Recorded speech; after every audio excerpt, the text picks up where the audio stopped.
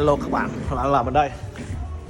Mình hôm nay vừa đưa cho khách coi hai cái phím rất là đẹp luôn. Thì mình mới thấy là tại sao Aco mấy năm nay bán được và bán rất chạy. Bởi vì phím của Aco thì rất là đẹp. Đây các bạn có thể thấy là đây là World Tour Tokyo này, cực kỳ đẹp luôn, chi tiết sắc nét, cây cáp các thứ rất ok. Con này tầm khoảng 1.6 con màu hồng nha, thì 21 kết nối vừa có dây vừa không dây. Còn cái con mà màu trắng này thì gọi là phải là siêu phẩm, tuyệt vời ở một trời. Đây cái tiếng của nó này,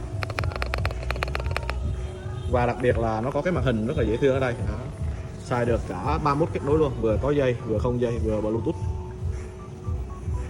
quá tuyệt vời. Thì đây là những mẫu bàn phím mà các bạn có